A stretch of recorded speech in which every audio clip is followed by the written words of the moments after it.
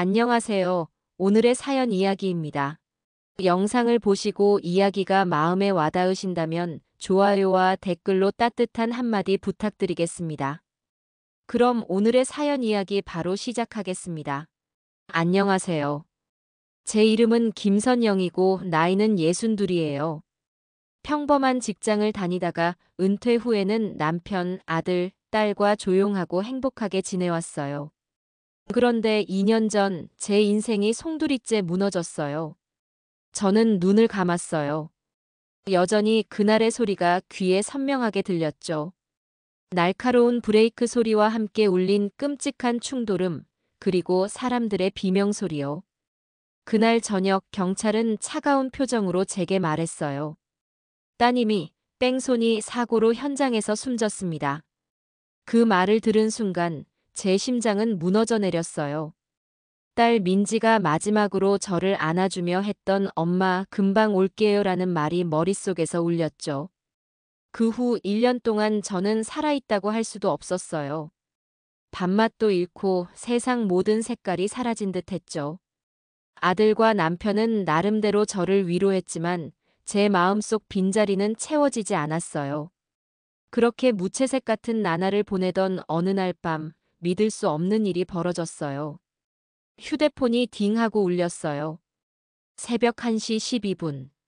저는 무심코 화면을 봤다가 손에서 폰을 떨어뜨렸죠. 보낸 사람은 죽은 줄 알았던 제 딸, 민지였어요. 엄마, 당장 도망쳐요. 위험해요. 순간 숨이 멎는 것 같았어요. 손이 덜덜 떨려서 화면을 제대로 잡지도 못했죠. 이게 뭐지? 장난인가? 저는 심장이 터질 듯한 공포와 혼란 속에 휴대폰을 꼭 쥐었어요. 여보, 무슨 일이야? 남편이 물었어요. 민지가 문자를 보냈어요. 제가 말했어요. 남편의 얼굴이 하얗게 질렸죠. 당신 지금 장난하는 거야? 제발 정신 좀 차려. 아니에요. 여기 봐요, 정말이에요. 제가 소리쳤어요. 하지만 이상하게도 메시지는 그 순간 사라져 있었어요. 대화창엔 아무 기록도 없었죠. 남편은 더 이상 말없이 고개를 저으며 방으로 들어갔어요. 저는 혼자 거실에 남아 휴대폰을 부여잡고 있었습니다. 그때 갑자기 창문이 쿵쿵 울렸어요. 바람이 부는 것도 아닌데 무언가가 유리창을 두드리는 소리였죠. 커튼을 살짝 젖히자 어둠 속에서 하얀 무언가가 스쳐 지나갔어요. 심장이 쿵 하고 내려앉았죠. 다음 날 저는 딸의 방을 열었어요. 1년 동안 거의 손대지 않은 방이었죠. 그런데 이상하게도 책상 위에 있던 딸의 일기장이 사라져 있었어요. 대신 그 자리에 도망치세요라고 적힌 쪽지가 놓여 있었죠. 머릿속이 혼란스러웠어요. 죽은 딸이 정말 무언가를 전하려고 하는 건지 아니면 누군가가 저를 노리고 장난을 치는 건지요. 하지만 마음속 한구석에서 이건 장난이 아니라고 속삭였어요. 그리고 그 중심에 며느리가 있다는 이상한 직감이 들었죠. 그날 저녁 부엌에서 며느리가 전화하는 소리를 들었어요. 목소리를 낮췄지만 저는 분명히 들었죠. 네, 걱정 마세요. 곧 끝나요. 며느리가 말했어요. 그 순간 등줄기에 소름이 돋았어요. 끝난다고? 무엇이 끝난다는 거지?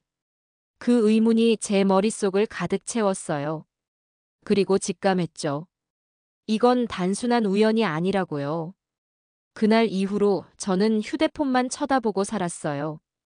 혹시나 또 민지에게서 메시지가 올까봐 밥을 먹을 때도 화장실에 갈 때도 심지어 잠들기 전에도 휴대폰을 손에 꼭 쥐고 있었죠. 하지만 아무 일도 일어나지 않았어요. 마치 그날 새벽이 꿈이었던 것처럼 고요했죠. 그렇다고 포기할 수는 없었어요. 저는 은퇴 전에도 꼼꼼함으로 소문난 교사였어요. 사라진 메시지를 찾을 방법이 있을 거라고 믿었죠. 휴대폰 설정으로 들어가 통화 기록과 메시지 기록을 뒤지고 휴대폰 회사 고객센터에까지 전화를 걸었어요. 해당 시간대에 메시지가 온 기록이 없습니다. 상담원이 단호하게 말했어요. 그 말을 들었을 때 심장이 다시 내려앉았어요. 기록이 없다니 그럼 정말 제가 미친 건가요? 그날 오후 딸의 방에서 다시 쪽지를 꺼내 들었어요. 도망치세요 라는 글씨를 가만히 들여다봤죠. 필체가 너무 익숙했어요. 바로 제 딸 민지의 글씨였죠. 하지만 이 쪽지가 어떻게 여기 있는 걸까요? 1년 전 장례식 이후 민지가 쓰던 물건은 제가 직접 다 정리했거든요. 혹시나 하는 마음에 저는 딸의 물건 상자를 뒤졌어요. 그런데 상자 맨 아래에서 낯선 USB 하나가 나왔어요. 딸이 쓰던 건 아니었죠. 저는 조심스럽게 노트북에 USB를 꽂았어요. 폴더 하나가 있었고 그 안에는 영상 파일이 들어 있었어요. 재생 버튼을 누르는 순간 화면 속에 나타난 건 며느리였어요. 그 영상에서 며느리는 거실에서 휴대폰을 만지며 누군가에게 속삭이고 있었어요. 목소리는 낮았지만 분명 들렸죠. 그 여자는 아무것도 몰라요. 그냥 조금만 더 버티면 끝이에요. 제 온몸에 소름이 돋았어요. 그 여자가 혹시 저를 말하는 건가요? 그날 저녁, 저는 며느리에게 조심스럽게 물었어요. 혹시 며칠 전에 새벽에 거실에 있었어? 제가 물었어요. 네. 무슨 말씀이세요? 저는 그 시간에 자고 있었어요. 며느리가 말했죠. 그 표정이 너무 태연해서 오히려 더 소름이 끼쳤어요. 저는 그 영상을 바로 남편에게 보여주려고 했어요. 그런데 노트북을 켜자 USB 안에 파일이 전부 사라져 있었어요. 폴더조차 비어 있었죠. 마치 누군가가 미리 알고 삭제한 것처럼요. 그날 밤 잠을 자려고 불을 끈 순간 방문 아래 틈으로 흰 종이가 스르륵 밀려 들어왔어요. 심장이 벌떡 뛰었죠. 종이를 집어들자 또박또박 적힌 글씨가 보였어요. 그 사람을 조심하세요. 발신자는 없었지만 이번에도 민지의 필체였어요. 저는 떨리는 손으로 종이를 부여잡았어요. 그 사람이 대체 누굴 말하는 걸까요? 그 순간 거실에서 발소리가 들렸어요. 맨발로 걷는 듯 아주 느리고 조심스러운 걸음이었죠. 저는 숨을 죽이고 귀를 기울였어요. 문틈으로 새어 들어오는 불빛이 점점 가까워졌고 그 그림자는 제 방 앞에서 멈췄어요. 어머님, 아직 안 주무세요? 며느리의 목소리가 들렸어요. 순간 등골이 오싹해졌어요. 어둠 속에서 반짝이는 며느리의 눈동자가 무언가를 감춘 듯 차갑게 빛나고 있었죠. 며느리의 눈빛이 제 마음을 찔러온 그날 밤, 저는 거의 잠을 이루지 못했어요. 문틈 아래로 스며든 불빛, 며느리의 낮고 차가운 목소리, 그리고 종이에 적힌 그 사람이라는 단어가 계속 머릿속을 맴돌았죠. 누군가를 조심하라는 경고. 하지만 제 눈앞에서 웃고 있는 며느리를 어떻게 믿을 수 있겠어요. 다음 날 아침, 며느리는 평소와 다름없는 얼굴로 아침 식탁에 앉아 있었어요. 어머니, 오늘은 어디 안 나가세요? 며느리가 웃으며 물었죠. 저는 억지로 웃으며 대답했어요. 응, 집에서 쉴 거야. 하지만 속으로는 이미 계획을 세우고 있었어요. 오늘은 며느리를 따라가야겠다는 결심이었죠. 아침 10시쯤 며느리는 큰 가방을 들고 집을 나섰어요. 저는 곧장 코트를 걸치고 멀찍이 뒤를 따라갔죠. 골목길을 지나 버스 정류장에 도착한 며느리는 이번 버스를 탔어요. 저는 몰래 뒷문으로 올라타 좌석 뒤에 몸을 숨겼죠. 버스 창밖으로 스치는 거리 풍경이 마치 영화 속 장면처럼 느리게 흐르더군요. 심장이 쿵쿵 뛰고 손바닥은 식은땀으로 젖었어요. 30분쯤 달린 버스는 오래된 상가 밀집 지역에 멈췄어요. 며느리는 주위를 살피더니 한 건물 안으로 들어갔어요. 저는 조심스레 따라 들어갔죠. 오래된 4층짜리 건물, 복도는 어둡고 공기에서 곰팡이 냄새가 났어요. 며느리는 3층 끝방 문 앞에서 잠시 서 있더니 노크를 하고 들어갔어요.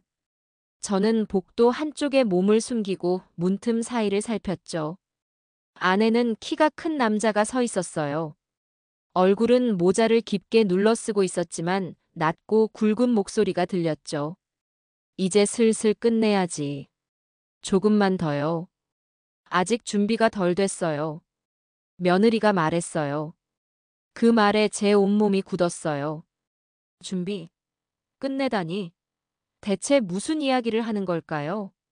문틈에서 시선을 떼려는 순간 제 발이 삐끗하며 바닥이 끼익 소리를 냈어요. 그 즉시 방 안의 발걸음 소리가 다가왔죠. 저는 황급히 계단 쪽으로 몸을 숨겼어요. 잠시 후 며느리가 복도로 나와 주위를 둘러봤지만 저를 발견하진 못했어요. 그녀는 휴대폰을 꺼내 무언가를 찍더니 다시 건물 안으로 들어갔죠. 저는 곧장 집으로 돌아왔어요. 집에 도착하니 심장이 여전히 두근거리고 있었죠. 제 머릿속에는 그 사람이 혹시 저 남자가 아닐까 하는 의심이 피어올랐어요. 그날 저녁 저는 아들에게 조심스럽게 말을 꺼냈어요. 며느리가 오늘 어떤 남자를 만나고 왔어. 제가 말했어요. 엄마, 제발 그만 좀 하세요. 민지 일 이후로 엄마가 너무 예민해진 거 알아요. 근데 없는 일 지어내는 건. 아들이 말했죠.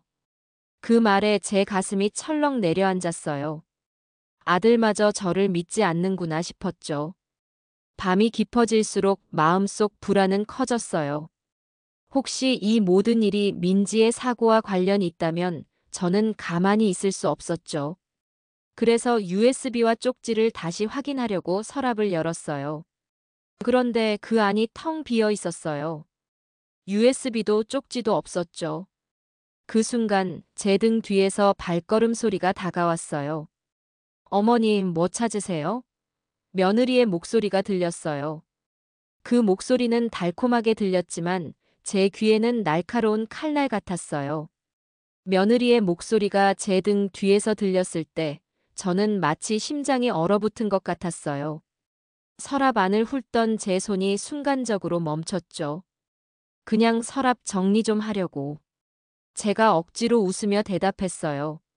며느리는 가만히 저를 바라보다가 서랍 위에 놓인 액자를 슥 집어들었어요. 민지 사진이네요. 아직도 이렇게 두고 계시네요. 며느리가 말했죠. 그 말투 속에 묘하게 비웃는 기운이 섞여 있었어요. 그날 밤 저는 잠이 오지 않았어요. 서랍에서 사라진 USB와 쪽지가 계속 머릿속을 떠나지 않았죠. 며느리가 훔쳤을 거라는 생각이 확신으로 굳어졌어요. 그래서 새벽이 되자마자 거실 CCTV를 확인하려고 했어요. 하지만 모니터에는 영상 파일 없음이라는 문구만 떴죠. 저장 장치가 아예 빠져 있었어요. 다음 날 오후 저는 일부러 장을 본다고 집을 나서는 척했고 모퉁이를 돌아 골목 끝에 숨어 집 창문을 지켜봤어요. 예상대로 10분도 채 되지 않아 며느리가 제 방으로 들어갔어요. 그리고 몇 분 뒤 그녀는 가방에 뭔가를 넣고 나왔죠. 그 순간 제 손이 부들부들 떨렸어요. 더 이상 참을 수 없었어요. 저는 곧장 집 안으로 들어갔어요. 가방 좀 보여줄래? 제가 단호하게 말했어요. 갑자기 왜 그러세요? 며느리가 웃으며 말했죠. 보여줘. 지금 당장. 제가 다시 말했어요. 며느리는 잠시 저를 노려보다가 가방을 내밀었어요. 안에는 제 딸 민지가 쓰던 작은 다이어리가 있었어요. 그걸 보는 순간 숨이 막혔어요. 그 다이어리는 사고 당일 민지가 들고 나갔던 것이었거든요. 경찰이 찾지 못했던 물건이었죠. 이걸 왜 가지고 있어? 제가 물었어요. 길에서 주웠어요. 말씀 안 드린 건 괜히 어머님이 더 힘드실까 봐서요. 며느리가 말했죠. 하지만 그 눈빛과 말투는 변명에 가까웠어요. 저는 속으로 거짓말이라고 확신했죠. 그날 밤 저는 다이어리를 펼쳐봤어요. 페이지는 몇 장이 찢겨 있었고 마지막 장에는 이상한 메모가 남겨져 있었어요. 8시 강변도로. 그건 민지가 사고를 당한 정확한 시간과 장소였어요. 그런데 그 밑에 흐릿하게 번진 글씨가 있었어요. 뒤에서. 글씨는 끊겨 있었지만 저는 그 단어 하나만으로도 온몸이 오싹해졌어요. 다음 날, 저는 강변도로로 향했어요. 사고 이후 처음 가는 길이었죠. 차가 쌩쌩 달리는 그 도로 한편에 아직도 희미하게 남아있는 타이어 자국이 보였어요. 그 순간 제 발밑에서 바스락 소리가 났어요. 고개를 숙이니 흙 속에 반쯤 묻힌 열쇠고리가 보였죠. 민지가 애지중지하던 고리였어요. 그 열쇠고리를 집어드는 순간 등 뒤에서 누군가의 발걸음 소리가 들렸어요. 여기서 뭐 하세요? 낮게 깔린 목소리가 들렸죠. 뒤돌아보니 바로 며느리였어요. 어쩌다 여기까지 왔냐고 묻는 제 눈빛을 며느리는 그저 미소로 받아쳤어요. 그 미소가 너무 차가워서 차라리 칼끝이 닿는 게 나을 것 같았죠. 강변도로 한복판, 저는 며느리와 마주 서 있었어요. 차들이 옆을 쌩쌩 달려가는데도 제 심장은 그 소리를 뚫고 쿵쿵 울렸죠. 며느리는 저를 한참 바라보다가 천천히 다가왔어요. 여기서 뭐 하세요? 며느리가 낮게 물었죠. 그건 내가 묻고 싶은 말이야. 어떻게 여길 알았어? 제가 물었어요. 그냥 우연이에요. 며느리가 미소 지었죠. 그 미소는 아무리 봐도 우연을 믿게 만들지 않았어요. 저는 손에 쥔 열쇠고리를 꼭 쥐었어요. 이 작은 물건이 단순한 추억이 아니라 무언가를 숨기고 있는 것 같은 묘한 기분이 들었죠. 이거 민지가 쓰던 거 맞지? 제가 물었어요. 아마도요. 오래돼 보여요. 며느리가 말했죠. 그 순간 며느리의 눈동자가 아주 짧게 흔들렸어요. 저는 그걸 놓치지 않았어요. 집으로 돌아오자마자 저는 열쇠고리를 살폈어요. 표면은 긁힌 자국이 많았고 고리 부분이 미세하게 벌어져 있었죠. 저는 바늘을 꺼내 조심스럽게 틈을 벌렸어요. 찰칵. 작은 금속 칩이 툭 하고 떨어졌어요. 심장이 쿵 하고 내려앉았어요. USB보다 훨씬 작은 손톱만 한 메모리 칩이었죠. 저는 떨리는 손으로 칩 리더기에 끼우고 노트북에 연결했어요. 화면에는 단 하나의 음성 파일만 있었어요. 제목은 단순히 8시. 재생 버튼을 누르자 스피커에서 익숙한 목소리가 흘러나왔어요. 엄마, 차가 따라와요. 도와줘요. 그 목소리는 분명 민지였어요. 거친 숨소리와 공포에 찬 떨림이 그대로 전해졌죠. 그리고 몇 초 뒤 남자의 목소리가 낮게 들렸어요. 잡아. 그 순간 파일이 뚝 끊겼어요. 저는 노트북 앞에서 숨이 막혀왔어요. 잡아라는 목소리, 어디선가 들어본 적이 있는 듯 했죠. 하지만 기억이 흐릿했어요. 그 목소리가 머릿속에서 맴도는 사이 방문이 끼익하고 열렸어요. 어머님 식사하세요. 며느리였죠. 저는 황급히 노트북 화면을 닫았지만 며느리의 시선이 제 손을 스쳐갔어요. 그녀의 미소는 여전히 부드러웠지만 눈빛은 살얼음 같았어요. 그날 밤 저는 아들에게 음성 파일 이야기를 꺼냈어요. 민지가 죽기 전에 엄마한테 도움을 청했어. 그게 녹음돼 있었어. 제가 말했어요. 엄마, 제발 그만하세요. 이젠 제 아내까지 의심하시는 거예요? 아들이 말했죠. 그 말에 제 속은 타들어갔어요. 제가 가진 건 단 하나, 이 칩뿐이었죠. 그런데 아들은 제 말을 믿지 않았어요. 다음 날, 저는 칩을 지갑 속 깊이 숨겨두었어요.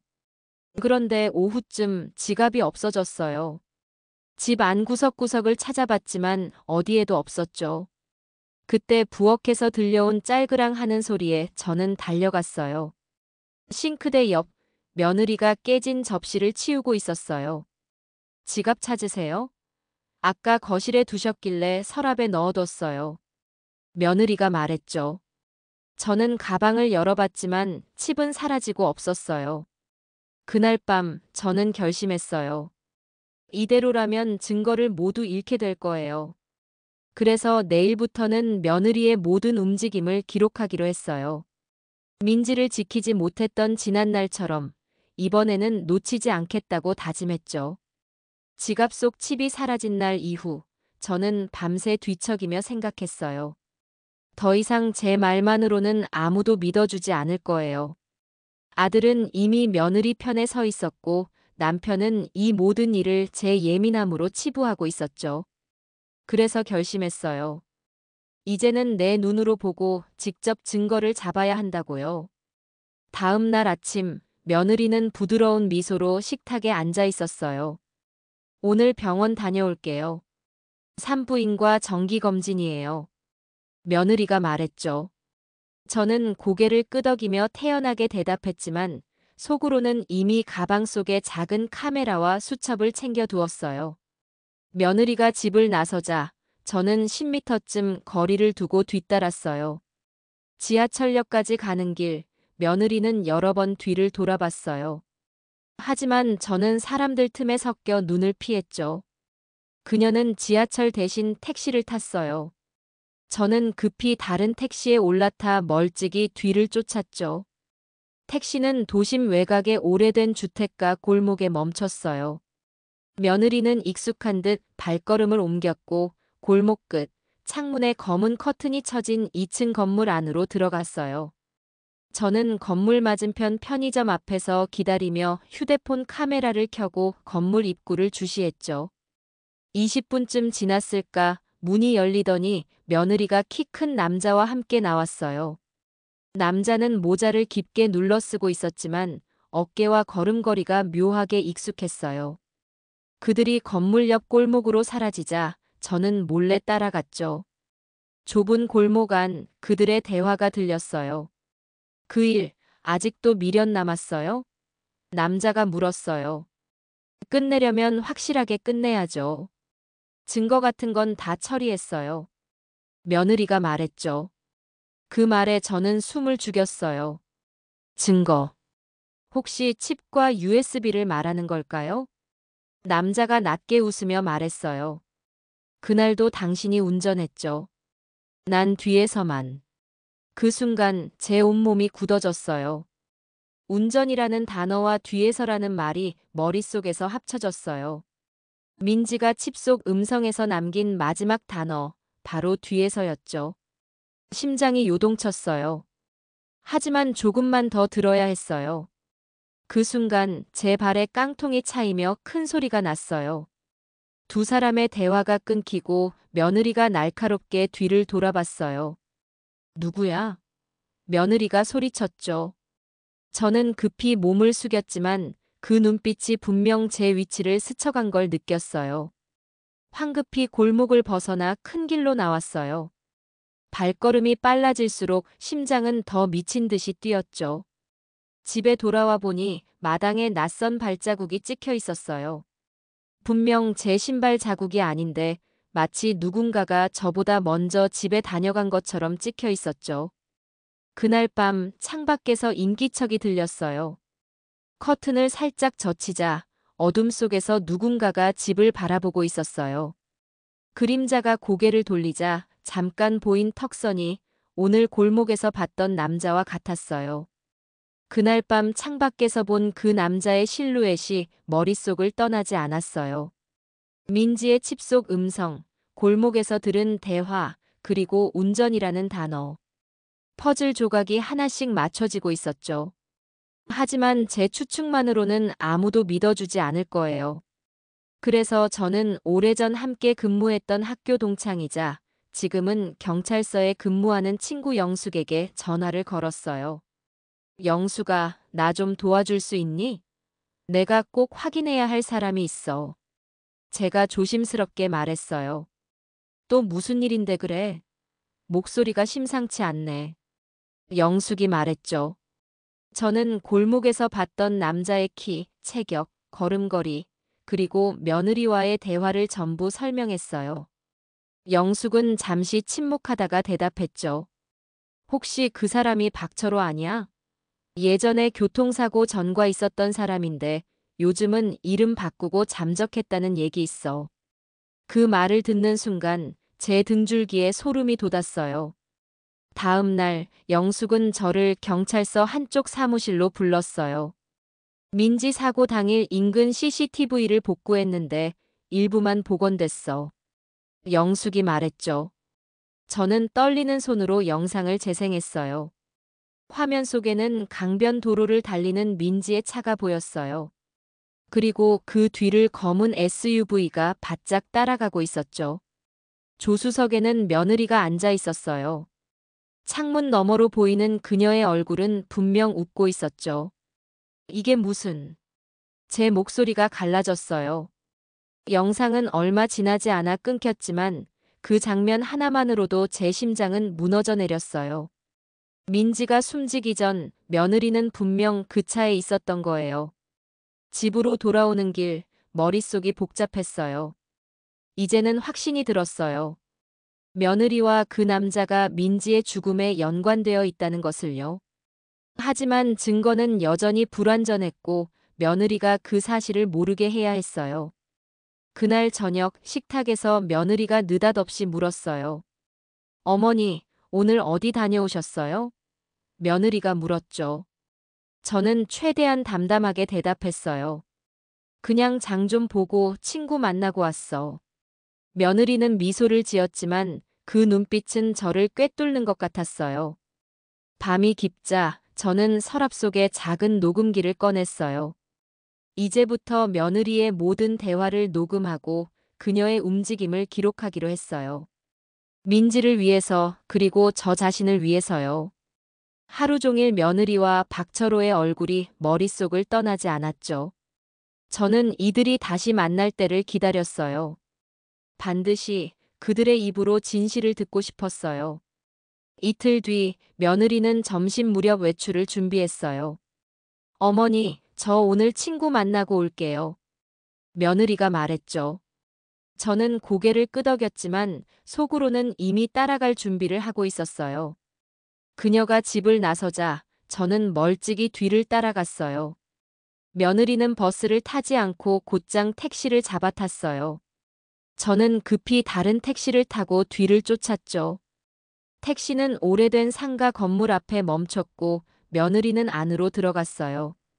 저는 맞은편 카페로 들어가 2층 창가 자리에 앉아 건물 출입문을 내려다봤어요. 얼마 지나지 않아 검은 모자를 쓴 박철호가 나타났어요. 두 사람은 건물 옆 골목으로 사라졌죠. 저는 바로 뒤를 따라갔어요. 골목은 조용했고 벽에는 오래된 포스터들이 바람에 날리고 있었죠. 저는 쓰레기 더미 옆에 몸을 숨기고 귀를 기울였어요. 너 그날 너무 무모했어. 그냥 겁만 주자고 했잖아. 박철호가 말했죠. 그 말에 제 심장이 철렁 내려앉았어요. 나도 알아요. 근데 그 애가 나를 어떻게 대했는지 어머님은 몰라요. 며느리가 말했죠. 그녀의 목소리에는 억눌린 분노가 서려 있었어요. 민지가 너를 싫어했다고? 박철호가 물었어요. 싫어한 정도가 아니에요. 결혼식 전부터 저를 무시했고 오빠한테도 제가 집안에 어울리지 않는다고 했어요. 그래서 그냥 한번 겁만 주려고 뒤를 밟았어요. 그런데 그날 브레이크가... 며느리의 목소리가 떨렸어요. 그래서 차가 부딪혔고 민지가... 그 다음 말은 멈췄지만 저는 더 듣지 않아도 알 수 있었어요. 민지는 겁을 주기 위해 뒤따르던 며느리의 차에 쫓기다 목숨을 잃은 거였어요. 그 순간 제 온몸이 차갑게 식었어요.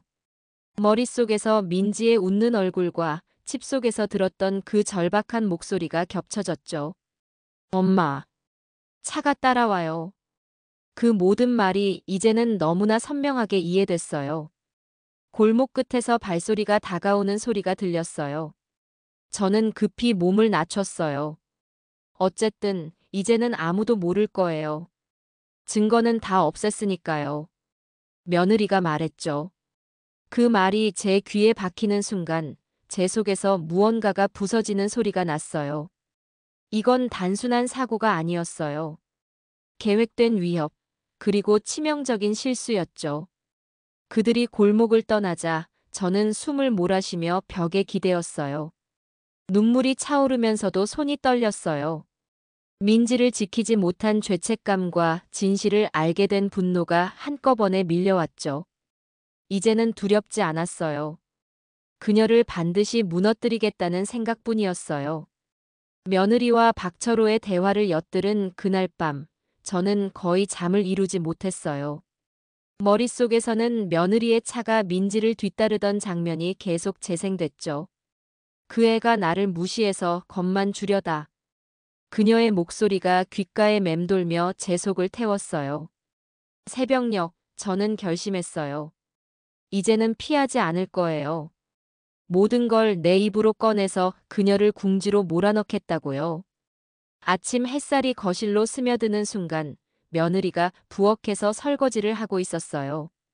그 부드러운 뒷모습이 이제는 더 이상 평범하게 보이지 않았어요. 저는 한 걸음씩 다가가 그녀의 어깨 너머로 말을 던졌어요. 어제 다 들었어. 너가 무슨 짓을 했는지 전부. 제가 말했어요.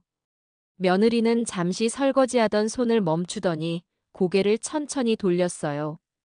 그 표정에는 놀람도 당황도 없었어요. 오히려 얄밉게 올라간 입꼬리만이 눈에 띄었죠. 아, 그 얘기요? 그럼 이제 알게 됐네요. 민지가 저한테 한 짓들. 며느리가 말했죠. 그녀의 목소리는 차갑고 단호했어요. 마치 오래 준비한 대답처럼요. 무슨 소리를 하는 거야? 민지가 너를 괴롭혔다고? 제가 목소리를 높였어요. 네. 결혼 전부터 저를 깔보고 무시했어요. 집안에 어울리지 않는다고 오빠한테 저랑 헤어지라고 했죠. 그 애는 벌을 받은 거예요. 며느리가 말했죠. 그 순간 제 머릿속이 하얘졌어요. 어떻게 사람의 목숨을 그렇게 가볍게 말할 수 있는 걸까요? 벌?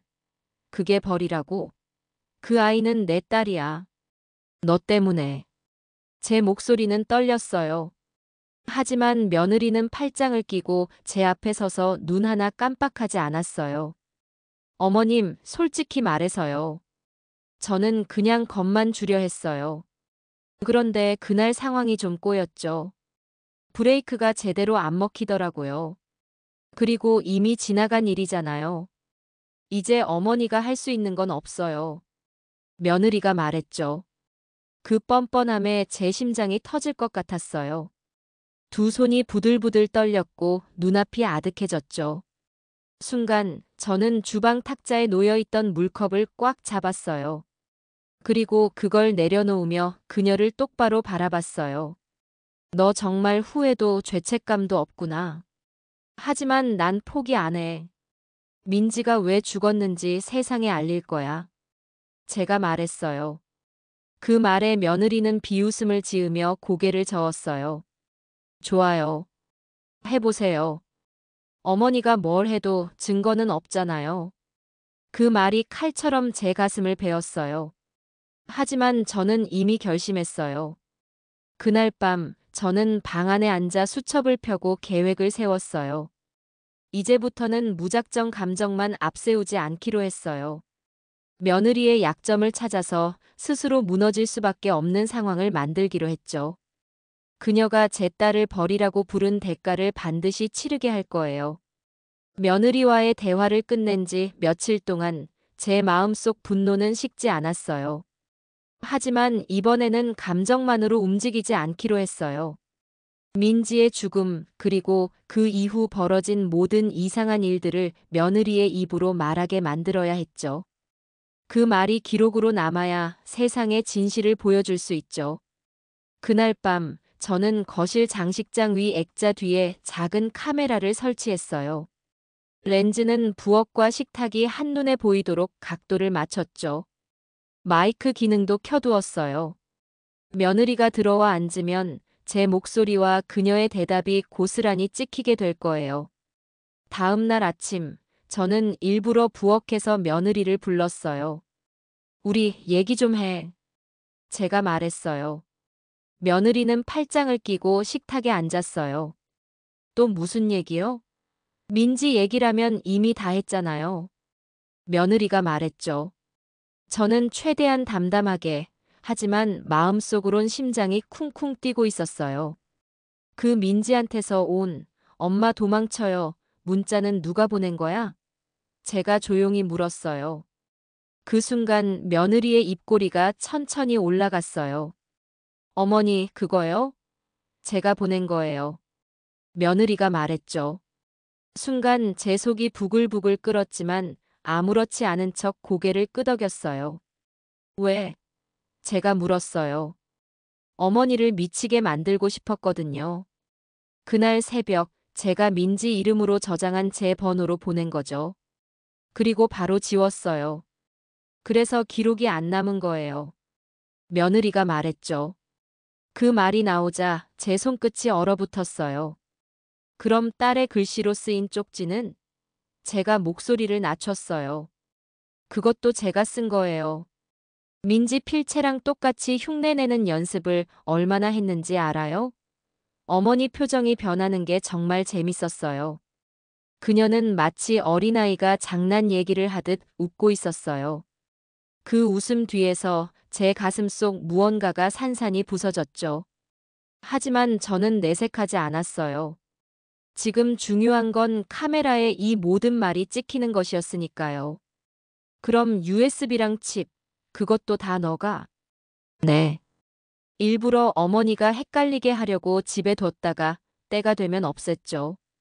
경찰이든 가족이든 어머니를 믿지 못하게 만들려고요. 그리고 성공했잖아요.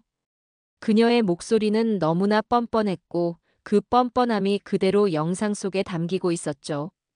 며느리는 의자에 기대며 한숨을 쉬었어요. 어머니, 이제 좀 깨달으세요. 아무도 어머니 편이 아니에요. 다들 어머니가 예민하고 정신이 이상하다고 생각해요. 전 그걸 원했고 그렇게 만들었어요. 그 말에 저는 부드러운 미소를 지었어요. 속으로는 이를 악물었지만요.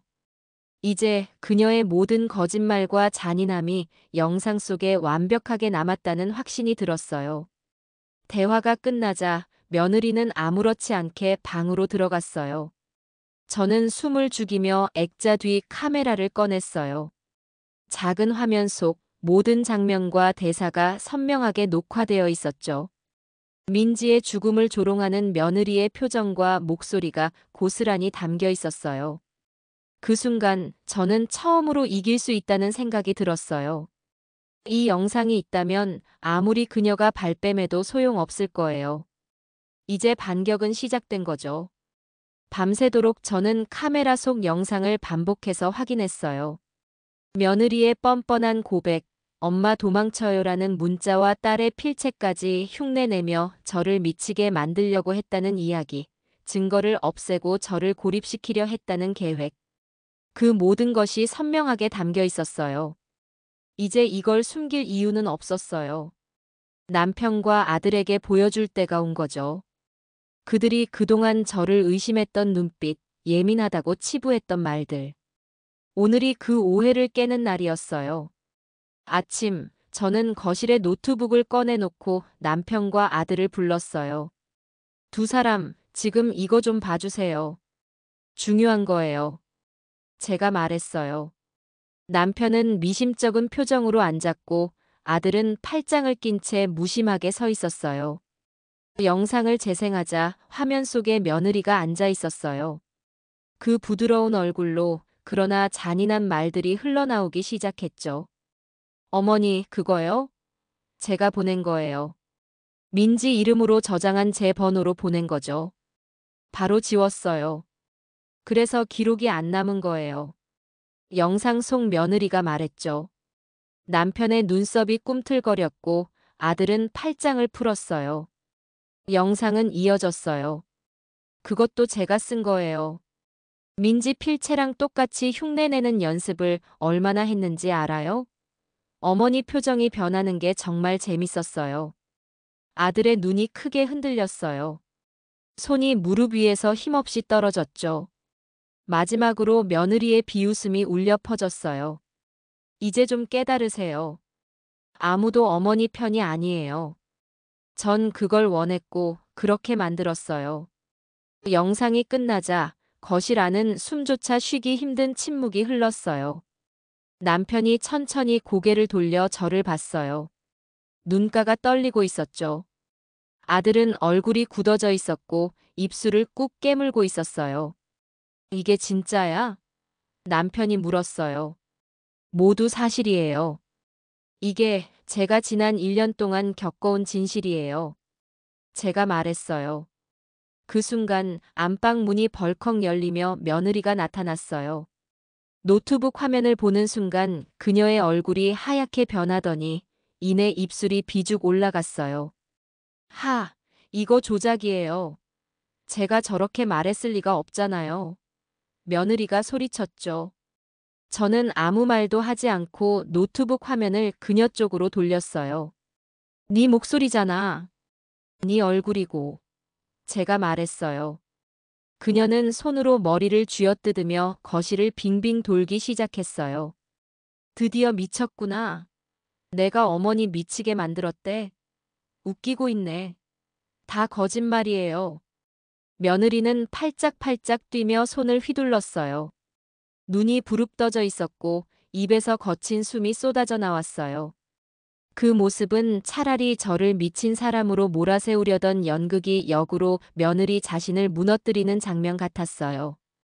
남편은 그 모습을 가만히 바라보다가 차갑게 말했어요. 이제 알겠다. 네가 어떤 사람인지. 아들은 말없이 주머니에서 휴대폰을 꺼내더니 경찰서 번호를 눌렀어요. 그녀는 아들의 손을 잡아당기며 외쳤어요. 오빠, 나 믿어야지. 나 당신 아내잖아. 하지만 아들은 눈을 피한 채 짧게 말했어요. 넌 이제 내 아내가 아니야. 넌 미쳤어. 아들이 말했어요. 전화기 너머로 경찰의 목소리가 들렸고 아들은 차분하게 상황을 설명했어요. 영상 증거가 있고 피해자 증언이 있습니다. 지금 바로 와주세요. 며느리는 그제야 두 눈이 커다랗게 흔들렸어요. 당신들 미쳤어. 이건 함정이에요. 그녀의 비명이 거실에 울려 퍼졌지만 이미 남편과 아들의 눈빛은 싸늘하게 식어 있었어요. 잠시 후 경찰이 도착했어요. 며느리는 현관 앞에서 실랑이를 벌이며 버티려 했지만 남편이 단호하게 말했어요. 꺼져라. 그리고 다시는 우리 앞에 나타나지 마라. 그 말에 며느리는 순간 얼굴이 일그러지더니 경찰에게 팔을 잡혀 끌려나갔어요. 현관문이 닫히자 집안은 한동안 고요했어요. 남편은 소파에 주저앉아 머리를 감싸쥐었고 아들은 창밖을 바라보며 깊은 한숨을 내쉬었어요. 저는 숨을 고르며 부엌으로 가만히 물 한 잔을 마셨어요. 딸 민지의 웃는 얼굴이 머릿속에 떠올랐고 그제야 제 어깨가 조금은 가벼워지는 느낌이 들었어요. 며느리가 경찰에게 끌려나간 후 우리 집은 한동안 고요했어요. 그동안 집 안을 메우던 차가운 긴장과 억눌린 숨소리가 사라지고 대신 낯선 공허함이 남았죠. 하지만 저는 알았어요. 이 공허함은 곧 평온으로 바뀔 거라는 걸요. 다음 날 경찰서에서 연락이 왔어요. 며느리가 구속되었다는 소식이었죠. 그녀는 조사에서 처음에는 부인했지만 영상과 여러 증거 앞에서 결국 자백했어요. 민지를 뒤따라간 이유, 엄마 도망쳐요라는 문자와 쪽지 조작, 저를 미친 사람으로 몰아가려던 계획, 모든 걸 인정했어요. 박철호 역시 공범으로 체포되었죠. 경찰서 조사실에서 나온 며느리의 모습은 그동안의 오만한 표정이 아니라 낯빛이 창백하고 눈동자가 흔들리는 모습이었어요. 하지만 저는 더 이상 그녀를 향한 분노를 느끼지 않았어요. 그녀가 만든 고통은 법이 대신 심판할 거라는 걸 알았으니까요. 집으로 돌아오니 남편이 거실 소파에 앉아 있었어요. 손에는 찻잔이 있었지만 한 모금도 마시지 않은 채였죠. 아들은 주방 의자에 앉아 창밖만 바라보고 있었어요. 저는 조심스럽게 두 사람 앞에 앉았어요. 그동안 당신을 의심해서 미안했어. 남편이 말했어요. 그 목소리에는 후회와 안도가 섞여 있었어요. 저는 고개를 저으며 남편의 손을 잡았어요. 이제 다 끝났어요. 우리 가족이잖아요. 제가 말했어요. 아들은 눈가를 붉히며 고개를 끄덕였어요. 엄마, 나도 미안해요. 이제는 내가 엄마를 지켜줄게요. 아들이 말했어요. 그 순간 저는 오래 눌려있던 돌덩이가 가슴에서 내려가는 듯한 해방감을 느꼈어요. 우리가 이렇게 다시 서로를 바라보고 손을 잡는 날이 올 줄 몰랐죠. 며칠 뒤 저는 딸 민지의 납골당으로 향했어요. 봄바람이 살짝 불어와 나뭇잎이 가볍게 흔들리고 있었죠. 하얀 국화를 들고 저는 딸의 유골함 앞에 섰어요. 사진 속 민지는 여전히 환하게 웃고 있었지만 그 미소를 보자 눈물이 왈칵 쏟아졌어요. 민지야, 엄마가 지켜주지 못해서 미안해. 정말 미안해. 목이 메어 말을 잇지 못했어요. 손끝으로 유리문을 어루만지며 민지가 제 곁에 있었다면 어땠을까 상상했어요. 하지만 저는 깨달았어요. 민지를 영원히 제 마음속에 품고 살아가는 것이 지금 제가 할 수 있는 최선이라는 걸요. 그날 해가 지기 전까지 저는 그곳에 앉아 민지와 이야기를 나눴어요. 그동안 하지 못했던 말들, 그리움과 사랑을 다 꺼내어 전했죠. 돌아서는 발걸음은 여전히 무거웠지만 한편으로는 이상하게도 따뜻했어요. 민지가 어딘가에서 엄마, 이제 괜찮아요라고 속삭이는 것 같았거든요. 세상을 살다 보면 우리는 지켜야 할 것을 끝내 지키지 못할 때가 있어요. 그 상실은 마음을 깊게 찌르고 오랫동안 아물지 않는 상처를 남기죠. 하지만 그 상처 속에서도 우리는 살아가야 해요. 자책과 슬픔에 매여 발걸음을 멈춘다면 우리가 사랑했던 그 사람들도 마음 편히 떠나지 못할 거예요. 여러분, 혹시 여러분이 지키지 못한 것이 있다면 너무 오래 자신을 탓하지 마세요. 그 마음을 간직한 채 남은 사람들과 더 뜨겁게 사랑하며 살아가길 바래요. 사랑했던 순간들이 우리를 지탱하는 힘이 되어줄 거예요. 오늘의 사연 이야기는 여기까지입니다. 오늘의 이야기가 마음에 와닿으셨다면 좋아요와 댓글로 따뜻한 한마디 부탁드려요.